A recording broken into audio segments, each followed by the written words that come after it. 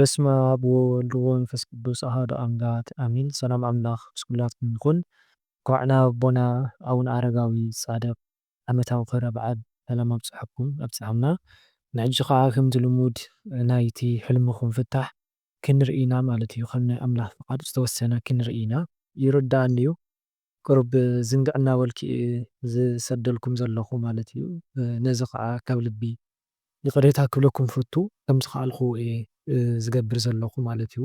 እና ንሕጂ ዝተወሰነ ናይቲ ሕልምኩም ፍታሕ ክንርኢ ኢና ማለት እዩ። ብምቕፃል ከዓ ኣብቲ ቀዳምን ሰንበትን እንተኽኢለ ክሰደልኩም ክፍትን እየ ማለት እዩ። እና ከየጅግልኩም ናብቲ ናይ ሕልምኩም ፍታሕ ክንሰግር ኢና።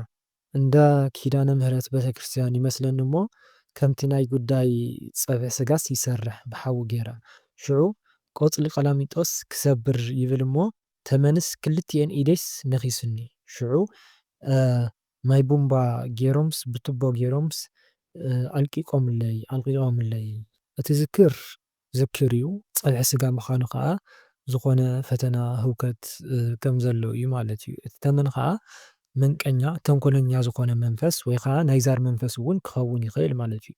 ክልቲኡ ኣእዳውኪ ምንካሱ ከዓ በረከትኪ ከም ዝሓዘ ኣብ እንጀራኺ ብሓፈሻ ኣብቲ በረከትኪ ከም ዝተቐመጠ ወይም ኣብኡ ከም ዘሎ እዩ። ወይ ከዓ ንከይትሰርሒ ዘሕምመኪ ዝሕዘኪ ወይ እውን ሒዝኪ ዝነበረ ርኩስ መንፈስ ወይ ከዓ ዝደሊ ንክሕዘኪ ዝደሊ ርኩስ መንፈስ ኣሎ ማለት እዩ። ብቱቦ ማይ ክረጭኺ ከለዉ ከዓ ፀበል ክትጥመቂ ከም ዘለኪ ግድን ከም ዝኾነ መታን እቲ ኣብ በረከትክን ኣብቲ እንጀራክን ኣብቲ ኢድክን ዘሎ ርኩስ መንፈስ ንመታን ክወፅእ መታን ክለቅቕ ፀበል ክትጥመቂ ከም ዘለኪ ወይም ግድን ከም ዝኾነ እዩ ማለት እዩ።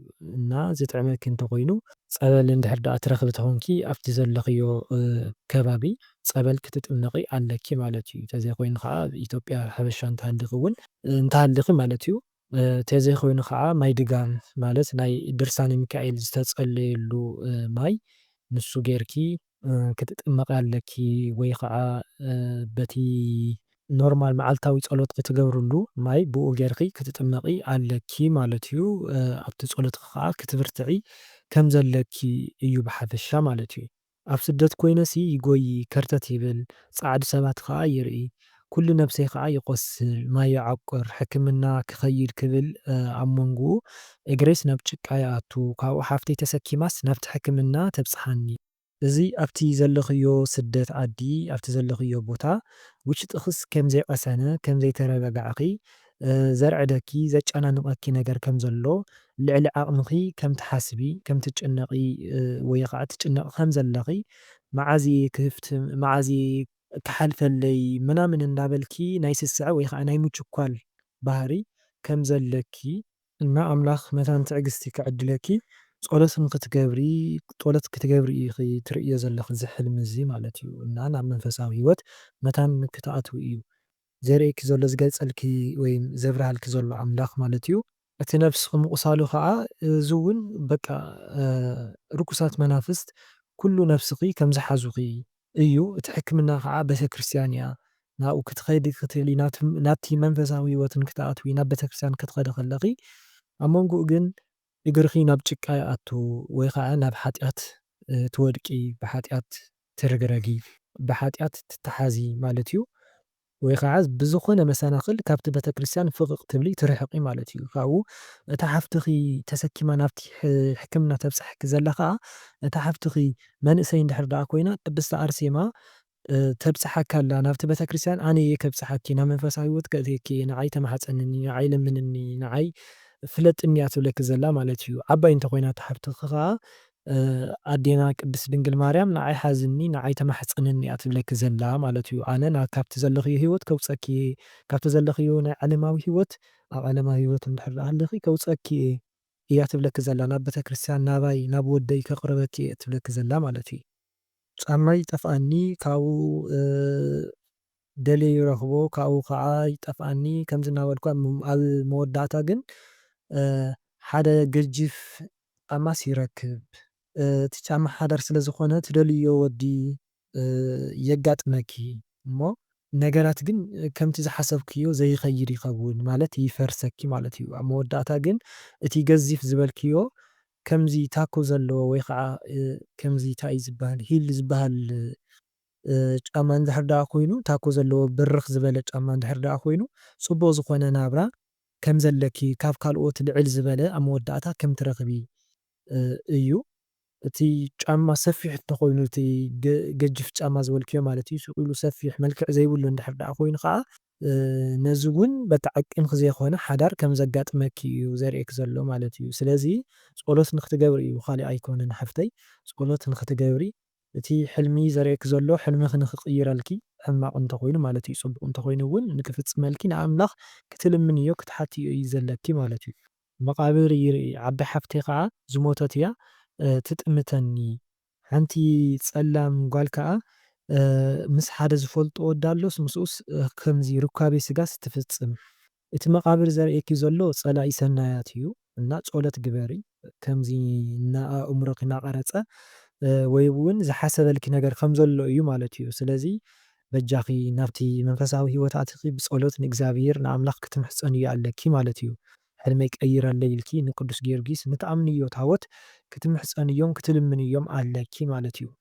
እቲ ጸላም ጓል ሩካቤ ትፍጽም ምስቲ ዝፈልጦ ወዲ ትብልዮ ዘለኺ ከዓ ንሳ ጓል ሰብ ተዘይኮንትስ ኣብኡ ዘላ ናይ ዛር መንፈስ ርክስቲ መንፈስ እያ ማለት እዩ። ንዕኡ ዝሓዘቶ ተመርዒየ እየ ሰብኣየ እየ ኢላ ትሓስብ ርክስቲ መንፈስ እያ ምስኡ ትፍጽም ዘላ ብህልመ ሌሊት ትፈታተኖ መንፈስ ማለት እዩ። ክልተ በጊዕሲ ተቐሊጠን ተሰቒለን እንታይ እየን ኮይነን ተበልኩስ በላዐዩ ሒዝወን ተባሂለስ ተደናጊጸ ብድሕሪኡ ከዓ ጤልን በጊዕንስ ሒዙ ከይዱ ቆልዓ እንደገና ክልተ በጊዕ ተታሒዘን ተባሂለን ክፍት ተበልክዎስ 4 በጊዕ ተቐሊጠን ተሰቒለንስ ርእየየን።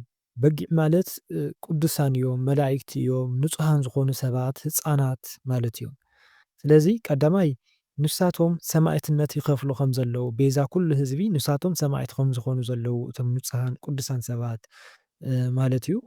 እቲ ካልኣይ ከዓ ሃፍትኻ ንብረትካ ጥሪትካ እዚ ከዓ በረከትካ ውልድኻ እውን ክኸውን ይኽእል።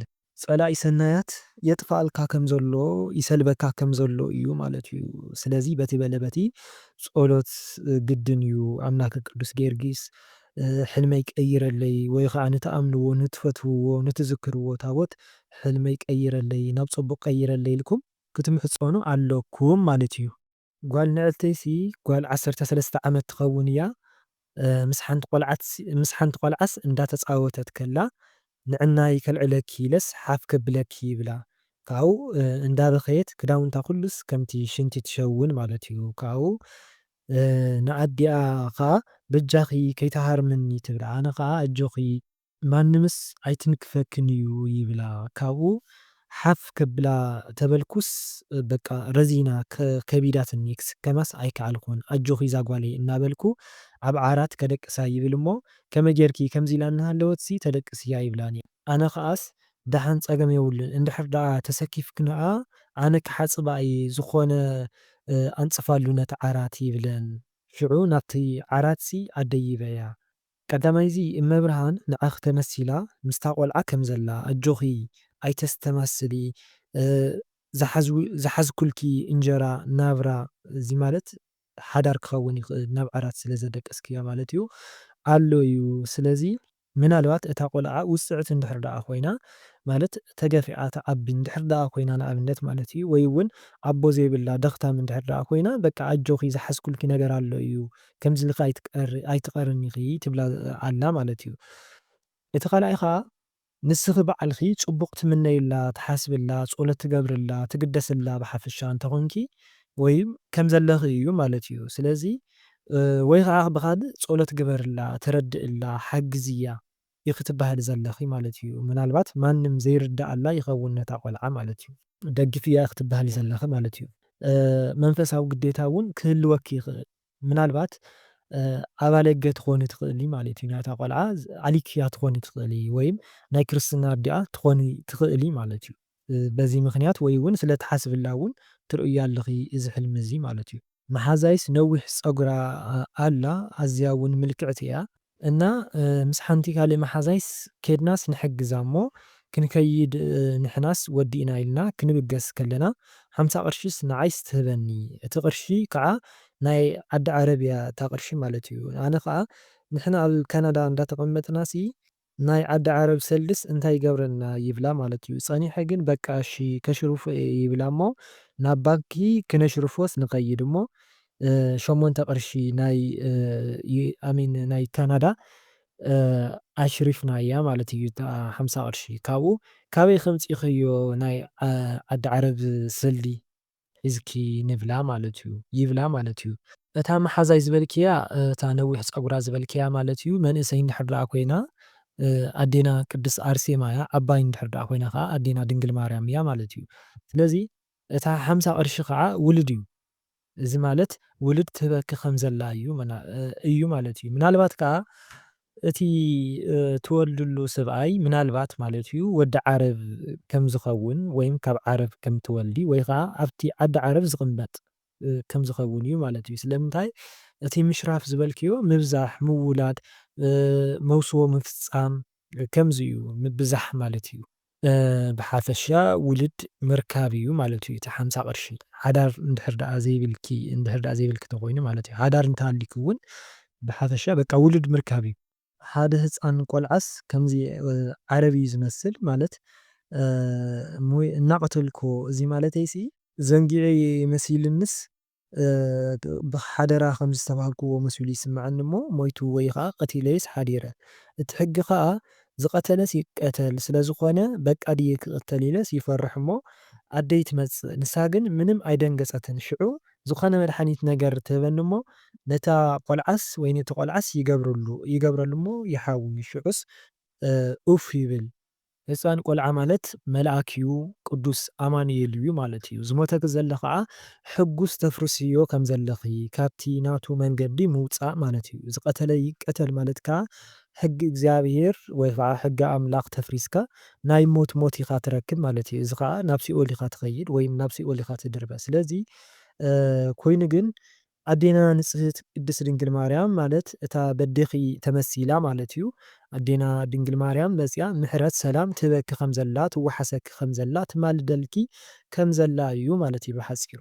ብረት ሒዘስ እንዳዘርኩ ይሕሉ ነይረ ኣብ ሓንቲ ገዛ ዑና እያ ግን ሰይጣን ከም ዘሎ ተሰሚዑንስ ብድሕሪኡስ ስቕ ኢለስ ወፂአስ እንዳፈተሽኩ ከለኹ ክልተ ሰባት ዘይፈልጦም ፀለምቲ ነፀላ ዝገበሩስ ይረአዩኒ ግን ብውሽጠይስ ደቂ ከባቢ ኮይኖምስ ይስምዑኒ ማይ ዝፀምኡ ኮይኖም ይስምዑኒ።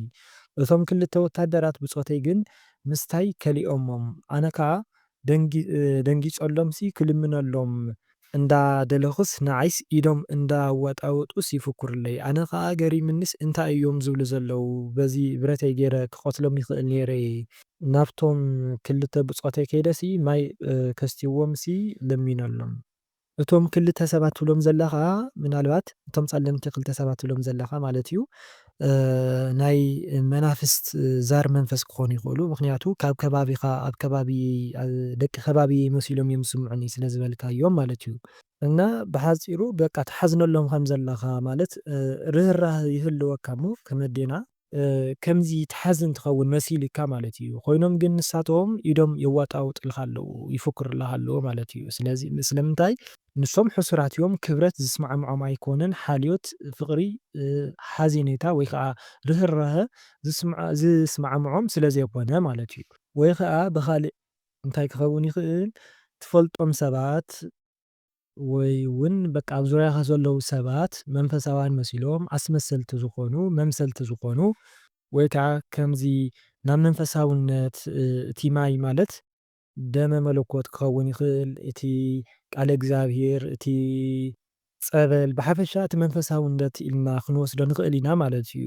ወይ ከዓ ጥምቀት ውሉድ ስላሴነት ምርካብ ማለት እዩ። ስለዚ ኣብ ዙርያኻ ዘለዉ ሰባት መንፈሳውያን መሲሎም ናብ ናትካ ሃይማኖት እእትወና ወይ ከዓ ምሳኻ ክንኸውን ኢሎም መንፈሳዊ ገበረና መንፈሳዊ ሰባት ገበረና ኢሎም ይፍትኑኻ ከም ዘለዉ እውን ክኸውን ይኽእል ማለት እዩ።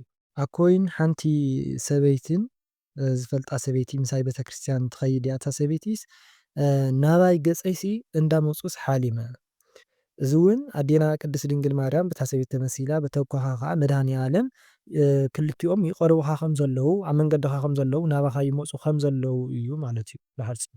መሓዘይና ሓንቲ ዘይፈልጣ ቆልዓሲ ነይራ ድሓር ነዛ መናእሰይስ ናብ ማይ ጸሎት ኪዲ ገለ ከምዚ ግበሪ እናበልኩስ የዋግዓ ይመስለኒ እሞ ካብኡስ ዓብዓብ እናበለት ትዛረበኒ ድሓር ኣነ ቀሲልኺ ተዛረቢ ገንጨርጨር የትበሊ ይብላ ካብኡ ውዳሴ ማርያም ኣብ ኢደይ ሒዘ ነይረስ መንጢላትኒ ድሓር ኣብ ማእኸል ናይ እመብርሃን ስእለ ድፍኖ ነይሩሲ በጢሳስ ወሲዳቶ ድሓር ኣነ እዛ ውዳሴ መንጢለያ ንምንታይ ትምንጥስለይ ብጣዕሚ እየ እኮ ዝፈትዋ እመብርሃን ኢለስ ይበኪ ድሓር ብቕድሚተይ ጸላኢ ሰናያት ከም ጽላሎት ኮይኑ ይረኣየኒ እሞ ጸጋሚት ዓይነይስ ኢዱ ኣጀቢጡ ወቂዕኒ ድሓር ወቂዕኒ እኮ ናበልኪ ዓይነይ ናበልኩስ ዓይነይ ሒዘ ካብኡስ ብረቢ ኢለ እታ ትቐደልቲ ዘላ ምናልባት ሻንቂጥ ወይ ናይ ዛር መንፈስ ወይ ከዓ ናይ መናፍቕ መንፈስ እዩ ማለት እዩ። ስለዚ ንሳ ትከራኸረኪ ከም ዘላ ማለት እዩ። እዚ ማለት ንዒና ናይ ማይ ጸሎት ክዲ ትብልያ ከለኺ ንሰብ ንዝኾነ ይኹን ሰብ ንዓለማዊ ሰብ ማለት እየ ንዓ ጸሊ ስገድ ጸበል ተጠመቕ ክትብሎ ከለኻ ወይ ከዓ ከምዚ መንፈሳዊ ምኽሪ ክትህቦ ከለኻ ክትልግሶ ከለኻ ወይ እውን ክትምዕዶ ከለኻ መንገዲ ኣምላኽ ክትሕብሮ ከለኻ እቲ ኣብኡ ዘሎ መንፈስ ካብ ናቱ ግዝኣት ወይ ከዓ ካብቲ ናቱ መዝገብ ስለ ተውፅኦ ዘለኻ ንዓኻ ተመሊሱ መፂኡ ይፍትነካ እዩ ማለት እዩ ይፃረረካ እዩ። ስለዚ ኣብኣ ዘሎ መንፈስ ኣብኣ ዝነበረ መንፈስ ወይ ከዓ መፂኡ ይፈታተነኪ ከም ዘሎ ይቃለሰኪ ከም ዘሎ እዩ ማለት እዩ። ስለዚ ክትብርትዒ ወይ እውን ኩላትና እዚ ሓፈሻዊ ትምህርቲ እዩ ክንብርትዕ ከም ዘለና ማለት እዩ። ንዝኾነ ሰብ ክንምዕድ እንተኮይንና ናብ መንገዲ ኣምላኽ ክንሕብር እንድሕር ዳኣ ኮይንና ንባዕልና እውን ቁሩብ ክንብርትዕ ከም ዘለና እዩ ማለት እዩ። ወይ ከዓ ንዝኾነ ሰብ መንገዲ ኣምላኽ ክንሕብሮ ከለና ዝኾነ ዓለማዊ ሰብ ከምዚ ግበር ናብ ንስሓ ሂወት ቅዱስ ቁርባን ተቐበል ኢልና ክንሕብሮ ከለና እቲ ኣብኡ ዝሓደረ ርኩስ መንፈስ ንዓና መፂኡ ስለ ዝፃረረናን ስለ ዝበኣሰናን ስለ ዝቃለሰናን ምሸት ኣብ ጸሎት ካብኡ መፂኻ እትቃለሰኒ መንፈስ ካብኡ ዝመፅኻ መንፈስ እንተሃሊኻ ብስም ስላሴ ተኣሰር እናበልና ጸሎት ክንገብር ክንቁጥቁጦ ክንኽእል ኣለና ክንሰግድ እውን ክንኽእል ኣለና ማለት እዩ። ስለዚ ንዓኹ እውን ከምዚ ዓይነት መንፈስ ካብኣ መፂኡ ንዓኹ እውን ይቃለሰኪ ከም ዘሎ እዩ። ስለዚ ጸሎት ክትገብሪ ከም ዘለኪ ክትብርትዒ ከም ዘለኪ ካብኣ ዝመፀኻ ርኩስ መንፈስ ብስም ስላሴ ብስም ድንግል ማርያም ብስም ኩሎም ቅዱሳን እናፀዋዕኺ ብስም ኩሎም ቅዱሳን መላእክት እናፀዋዕኺ ክተኣስርዮ ክትቕጥቅጥዮ ክትሰግዲ ከም ዘለኪ እዩ ማለት እዩ። ብተደጋጋሚ ዝሓልሞ እዩ ዓጓ ዝመስል ኣድግስ ማይ ፅዒነ መንገዲ ዓቐበት ይኸይድ ይመስለኒ እሞ እንታይ ይኸውን? ኣድጊ ብክልተ እንዲ ዝፍታሕ ማለት ርኩስ መንፈስ ኣሎ ናይ እግዚኣብሔር ኣገልጋሊ ወይ ከዓ ናይ ኣዴና ቅድስት ድንግል ማርያም ኣገልጋሊ ክኸውን ይኽእል ማለት እዩ። ጎይታ ዝተፃዓነሉ እውን እዩ ኣድጊ ማለት እዩ። ስለዚ ጀሪካን ምስቲ ፅዒኑ ምኻዱ ሰላማዊ ኣድጊ ብሕጊ ኣምላኽ ምኻድ ማለት እዩ። ምስ ኣዴና ቅድስት ድንግል ማርያም ምስኣ ምጓዓዝ ምስ መድሃኒዓለም ንመድሃኒዓለም ምዕጃብ ማለት እዩ ብሓፂሩ። ፃዕዳ መኪናሲ እንዳዘወርኩ ሓሊመ ፃዕዳ መኪና ዓለም እያ እና ኣብ ዓለም ትሽክርከሪ ከም ዘለኺ ኣብ ዓለም ፅቡቕ ከም ዘለኺ ብስጋ ማለት እዩ ፅቡቕ ከም ዘለኺ ክኸውን ይኽእል እዩ ማለት እዩ። ቀያሕ ኣብ ከባቢ 8 ዓመት እትርከብ ቆልዓስ ፃዕዳ ክዳን ጌራ ንቕድሚት ይኸይድ ነይረሲ ሽዑስ ሃንደበት ንድሕሪት ቁልሕ ምስ በልኩሲ ኣብ ከብደይስ ካራ ጌራሲ ወጊኣትኒ ሽዑስ ደምስ ይወፀኒ። ህፃን ቆልዓ ኣንስተይቲ ምርኣይ ቅድስት ኣርሴማ ትኸውን ትኽእል ባዕልኺ እውን ክትኮን ትኽእል ናይ ቀደም መንነትኪ ማለት እዩ ናይ ህፃን መንነትኪ ሓዚ እዩ። ወይ እውን እንታይ ክኸውን ይኽእል ምናልባት ዝነፀልክዮ ጥንሲ እንተሃልዩ ወይ ከዓ ዝኾነ መከላኸሊ መድሓኒት ናይ ጥንሲ መከላኸሊ ትጥቀሚ ወይ መናውሒ ትጥቀሚ እንተኮንኪ ንሃገር ይኹን ንቤተክርስትያን ዝጠቕሙ ሰባት ወይ ከዓ ፍረታት ይጠፍኡ ስለ ዘለዉ ቁጥዐ እዩ ዝመፀኪ ዘሎ ማለት እዩ። ፍለጥ እየ ክትበሃል ዘለኺ ከምዚ ጌርኪ ተጥፍእና ዘለኽሲ ረእዮ ከምዚ ኢና ንፈስስ ዘለና ኢላ ይሕበረኪ እዩ ዘሎ ማለት እዩ። ምናልባት ኣብ ከምዝታት እንድሕር ዳኣ ዘለኺ ከዓ ሸይጣን ወይ ከዓ ርክስቲ መንፈስ ከምዚ ትሽውደኪ እያ ዘላ ወይ ከዓ ኣንሲላ መፅያ ትከራኸረኪ እያ ዘላ ማለት እዩ። በቲ በለ በቲ እቲ ዘለኽዮ ሂወት ባዕልኺ ስለ ትፈልጥዮ ምስ ሂወትኪ ዝኸይድ ባዕልኪ ሓዲኡ ክትወስድ ትኽእል ኢኺ ማለት እዩ። ሓንቲ ከደረይቲ ሰበይቲሲ ተደጋጋሚስ ኣብ ሕልመይ ትመጻኒ ግን ዋላ ሓንቲስ ኣይትብለንን እያ። ኣዴና ቅድስቲ ንጽሕቲ ኪዳነ ምሕረት ትሕልየኪ ከም ዘላ ምሳኺ ከም ዘላ እዩ። እቲ ምባላ ከዓ ሕተትኒ ብጸሎት ማለት እዩ ሕተትኒ ዝኽሪ ዘክርኒ እያ ትብለኪ ዘላ እንድሕር ትዝክርያ እንተኾይኑ ሕተትኒ፣ ተማሕፀንኒ፣ ለምንኒ እቲ ናይ ሂወትኪ ዘሎ ሕንቂ ሕንቅሊተይ ዝኾነኪ ነገር ሕተትኒ ንዓይ ተማሕፀንኒ እያ ትብለኪ ዘላ ማለት እዩ። ኣደይ ካብ ትመውት 7 ዓመታ ገይራ ኣላ። ግን ኣብ ሕልመይሲ ረኺበያ ኣብ ደገ ወፂናሲ ካብ ሓደ ከደራይ መንእሰይ ወዲ ከምዚ ኬክ ዓይነት ዝብላዕሲ ይሸይጥ ነይሩስ ኣብ ደገ ኣነን ኣደይን ካብቲ ኬክሲ ክንገዝእ ኢልና ነቲ ኬክ ኢና ርኢናዮ። ኣነ ነቲ ወዲ ሃንደበት ክፍክረሉ ዓይነት ጀሚረ ሽዑ ግን ኣደይሲ ሓንቲ ክብታ ኬክ ሒዛሲ ከይዳስ ሽዑስ ተበራቢረ። እቲ ወዲ ቅዱስ ገብርኤል ሊቀ መላእክት እዩ። እቲ ኬክ ከዓ ጥዑም ዝኾነ ምግቢ ቃል ኣምላኽ ስጋ ወደሙ እዩ ማለት እዩ። ንሰን ሒዘን ምኻደን ከዓ ምናልባት ተቐቢለን ከም ዝሓለፋ ስጋ ወደሙ ተቐቢለን ከም ዝሓለፋ ከም ዝዓረፋ ማለት እዩ። ካብዛ ሓላፊት ዓለም ከም ዝኸዳ እዩ። ንስኺ ግና ገና ትከራኸሪ ከም ዘለኺ ክኸውን ይኽእል ማለት እዩ። ካልኣይ ወላዲተ ኣምላክ በዴኺ ተመሲላ ናብ ገብርኤል ተቕርበኪ ከም ዘላ እዩ። ንስኺ ግን ትዕግስቲ ብምስኣን ብዝተፈላለየ ብሓፈሻ ምኽንያታት ግን ካብኡ ርሕቕ ትብሊ ከም ዘለኺ ካብቲ ስጋ ወደሙ ክኸውን ይኽእል ካብቲ በቃ ብሓፈሻ ካብቲ መንፈሳዊ ሂወት ብዝኾነ ብዝተፈላለዩ ምኽንያታት ዝኾነ ክፍተት ከም ዘለኪ ክኸውን ይኽእል ማለት እዩ። ነዚ እዩ ሓደ መተዓበይተይስ ኣሎ እና ክምርዓወንስ ይብል እሞ ግን ኣብ ዓይነስ ጸሊም ነገር ርዩሲ ይኣቢ ካብኡ ኣቦይ ክምርዓዋ ሓቂ ኢልካ ስለምንታይ ዘይትምርዓዋ ይብሎ እሞ ክምርዓዋ ይደሊ እየ ግን ኣብ ዓይናት ጸሊም ነገር ስለ ዘለዋ ሰብስ እንታይ ክብለኒ ኢለ እየ ገዲፈያ ነገር ይብል ማለት እዩ። እዚ ከዓ ቀዳማይ ኣብ ዓይንኺ ዝሓደረ ዓይኒ ሰብ ወይ ከዓ ዓይነ ጥላ ብኡ ምኽንያት ይርሕቕ ኣሎ ክኸውን ይኽእል። እቲ ካልኣይ ከዓ እቲ ዝዓበየ ምናልባት ኣብ ስድራኹም ናይ ቡዳ መንፈስ ይህልው ይኸውን ኣብ ዓይኒ ሰብ እናሓደረ ዝተፈላለዩ ነገራት ዘበላሹ ዝጎድእ ማለት እዩ። ስለዚ እቲ ወዲ ከዓ ከምቲ ኣብ ማሕበረሰብና ሕማቕ ርድኢት ስለ ዘሎ ቡዳ መንፈስ ከይኮነስ ሰብ እዩ ዝብል ርድኢት ስለ ዘሎ እንታይ ክብለኒ ሰብ ከምባሉ ከምዚ ክኸውን ይኽእል ማለት እዩ። እና ካብ ክልቲኡ ሓዲኡ ምስ ናትኪ ዝኸይድ ክትወስዲ ትኽእል ኢኺ ማለት እዩ። እታ ተስርሐኒ ሰበይቲ እሲ መሕፀቢ ክዳን ደልያስ ናብ መደቀሲ ተኣቱ እሞ ክዳውንተይስ ተዘርጊፉ ስነበረ ንሳ ከዓ ናብ ሓደስ ትእክበለይ ነይራ። ሽዑ ኣነ ከዓ ይርያ እሞ ይሓፍር ዘየልዕልክዎ ኢለ ማለት እዩ። ኮይኑ ግን ብውሽጠይሲ ፀገም ኮ የብሉን እኳ እቲ ክዳውንተይ ረሳሕ ዘይኮነ እምበር ፅሩይ እዩ ዘሎስ ይብል። እዚ ከዓ ብዛ ተስርሐኪ ሰበይቲ ዝተመሰለት ኣዴና ክብርቲ ንጽሕቲ ቅድስት ድንግል ማርያም እቲ መነባብሮኺ እቲ ዘድልየኪ ነገር ናብቲ ዝበለ ሂወትኪ ወይ ከዓ ሓሳባትኪ እክብ ተብለልኪ ከም ዘላ ትጥርንፈልኪ ከም ዘላ እዩ ማለት እዩ። ከይነውሐኩም እየ ቅልጥፍ ቅልጥፍ ዝብል ዘለኹ ዝፈትዎ ወድስ ኣሎ ብተደጋጋሚ እየ ዝሓልመሉ እና ናተይ ኮይኑ እዩ ከዓ ዝስምዓኒ ማለት እዩ። ኮይኑ ግን ዋላዳ ጸሊ ስገድ ናይ ጸላይ ሰናይ ክኸውን ይኽእል እዩ ኢለ ይጥርጥር እየ ማለት እዩ። እና ንሱሲ ኣብ ዓራት ኮፍ ኢሉ ኣብኡ ከዓ ንሓደ ህፃንሲ እንዳፃወተ ነይሩ ማለት እዩ።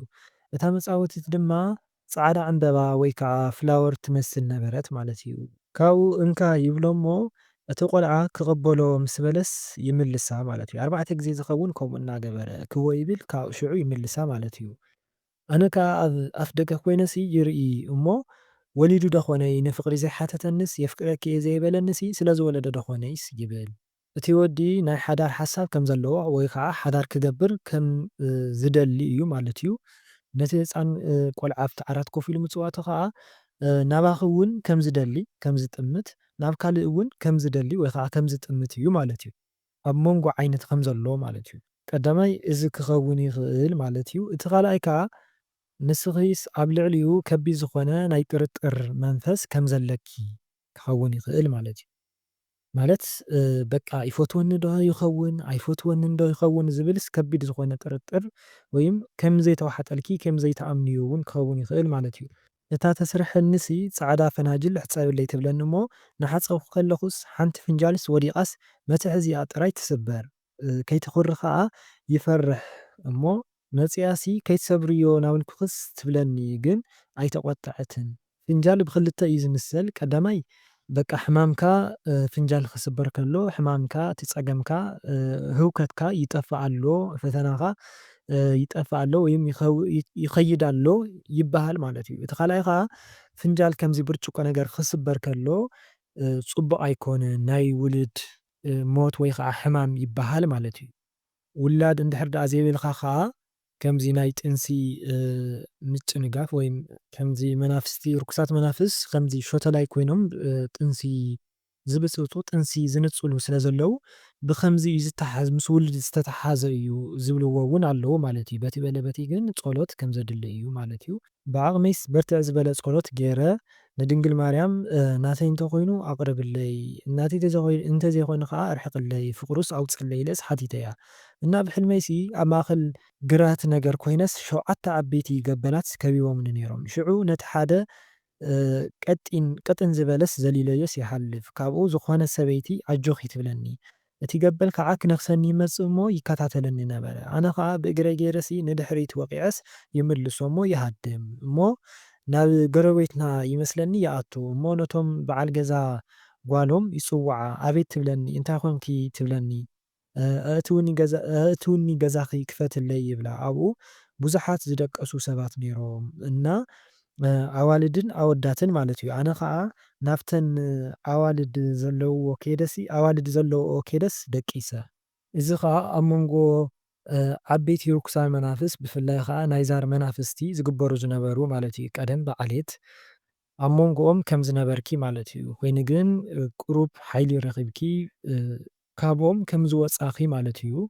እዚ ማለት ናብ መንፈሳዊ ህይወት ከም ዝኣተኺ ክኸውን ይኽእል ማለት እዩ። ኮይኑ ግን ዋላ እውን ኣብቲ መንፈሳዊ ህይወት እንተሃለውኺ እቲ ናይ ዛር መንፈስ ይከታተለኪ ከም ዝነበረ ክነክሰኪ ይመጽእ ከም ዝነበረ ደድሕረኺ ከክእግርኺ ናብ ዝኸድክዮ ኸዲ ማለት ናብ ስደት ይኹን ናብ ካሊእ ይኹን ደድሕረኺ ይመጽእ ከም ዝነበረ ወይም ከም ዘሎ እውን ክኸውን ይኽእል ማለት እዩ። ኮይኑ ግን ብርክቲ ኣዴና ቅድስቲ ንጽሕቲ ድንግል ማርያም ከም ዝሓገዘትኪ ሓይሊ ከም ዝሃበትኪ እዩ ማለት እዩ። ሽዑ ብእግርኺ ጌርኪ ወቂዕክዮ ኣለኺ ኣዳኺምክዮ ኣለኺ ማለት እዩ። ንሳ እውን መፍትሒ ሂባትኪ ናብቲ ደቃ ዘለዎ ዘለኣለማዊ ዕረፍቲ ዘለዎ ቦታ ናብ ቤተክርስትያን ናብ ሰማያዊት ኢየሩሳሌም ናብኡ መሪሓትካ ኣላ መፍትሒ ሂባትኪ ኣላ ማለት እዩ።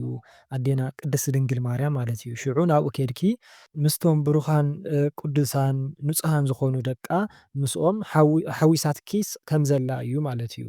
ምስኦም ናይ ዘለዓለም ዕረፍቲ ከም ትበኪ እዩ ማለት እዩ። ወይ ከዓ ንቐጻሊ እውን እዩ ሕልሚ ናይ ሕጂ ጥራይ ኣይኮነን ናይ ሕሉፍ ክኸውን ይኽእል ናይ ሕጂ ክኸውን ይኽእል ናይ መጻኢ እውን እዩ ማለት እዩ። ስለዚ ኣብቲ ጸሎትኪ ነዴና ንቅድስቲ ድንግል ማርያም ትምሕፀንያ ከም ዘለኪ ኩሉ ነገር ከም ትፈትሓልኪ ናብቲ ናይ ዘለኣለማዊ ዕረፍቲ ዝርከቦ ናይ ዘለኣለም ደቃስ ዘለዎ ናብ ገነት መንግስተ ሰማያት ንክትኣትዊ ንዓ ክትምሕፀንያ ከም ዘለኪ እቲ መፍትሕ ንሳ ከም ትበኪ እዩ ማለት እዩ። ምስቲ ዝፈትዎ ወዲሲ ኣብ ውሽጢ ገዛ ነበርና ኣብቲ ኣፍ ደጉ ከዓ ሉምሉም ዝኾነ ሳዕሪ ነበረ ማለት እዩ። ኣብቲ ናይቲ ገዛ ኣፍ ደገ ኣነ ከዓ ካብቲ ገዛ ወፂሲ ናብቲ ጎላጉል ይኸይድ እሞ ሓደ ወድስ ናብ ቅድመይሲ ይመፀኒ ነቲ ዝፈትዎስ መሓዙ እዩ። እቲ ዝፈትዎ ከዓ ካብቲ ገዛ ወፂሲ ደድሕሪ ይመጽእ ሽዑ እቲ መሓዙ ከምዚ ክሕዘኒ ይብል ንሰላምታ ማለት እዩ። ካብኡ ኣነ ነቲ ዘፍቅሮ ወዲሲ እቲ ዘፍቅሮ ወዲሲ ነዚ ርእዩሲ ብጣዕሚ ኮር እዩ ይሓርቕ ማለት እዩ። ካብኡ ምልስ ይብል ኣነ ከዓ ከምኡ እኳ ኣይኮነን ይብሎ ከረድአካ ይብሎ እሞ ሓንቲ ጓል ዓዱ ኣላ ብኣካል ኣዚና ንፋተው ኢና ምስኣ ማለት እዩ። ሽዑ ንሳ መፅያሲ ኣጆኻ ፀገም የብሉን ኢላስ ትወስዶ ማለት እዩ ኢድ ሒዛ ኣንቲ በጃኺ ከምኡ ኣይኮነን ይብላ ንሶም ግን ሱቕ ኢሎምስ ይኸዱ እሞ እናኸደ ከሎ ንዓይ ንድሕሪት እንዳጠመተስ ይርእየኒ ነበረ።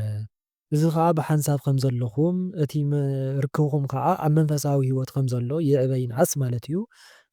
በቲ ኣብቲ ልሙዕ ሳዕሪ ኣብቲ መንፈሳዊ ህይወት ኣብቲ ሃይማኖት ከም ዘለኹም እዩ ማለት እዩ ወይም ከም ዝነበርኩም እውን ክኸውን ይኽእል። ሽዑ ግን ብሓፈሻ በቃ ብጥቕልል ብዝበለ ኣብ መንጎ ዝኣትዩኹም ሰባት ከም ዘለዉ እዩ ማለት እዩ። ምናልባት ፈተውቲ መስሎም ከምዚ ዘባእሱ ሰባት ክህልው ስለ ዝኽእሉ ማለት እዩ። ከምዚ እንደበላ ከምዚ እንታይ ትገብረልካ እያ ከምዚ እናበሉ ብተመሳሳሊ ከምኡ ዝገብሩ ክህልው ይኽእሉ እዮም ማለት እዩ። እና ብሓፈሻ ዋላ እውን ብዝርዝር እዚ ከይበልና ጥቕልል ብዝበለ ግን ኣብ መንጎኹም ዝኣትዉ ከም ዘለዉ እዩ ማለት እዩ። ስለ ዝነበረና ሰዓት ኩሉ ናይ እግዚኣብሔር ኣምላኽና ሽሙ ይኽበር ይመስገን። ቀጻሊ ቀዳምን ሰንበትን ከም ናይ ኣምላኽ ፍቓድ ነፃ እንድሕር ደኣ ኮይነ ከም ዝኸኣልክዎ ቁሩብ ከምዚ ክሰደልኩም እየ ማለት እዩ ኣብቲ ዩቱብ። እንተዘይኮይኑ ከዓ ኣብ ቀጻሊ ሰሙናት ከም ናይ ኣምላኽ ፍቓድ ሕጂ እውን ብዝኸኣልክዎ መጠን ክሰደልኩም እየ ማለት እዩ ኣሕዋተይ። ወስብሐት ለእግዚአብሔር።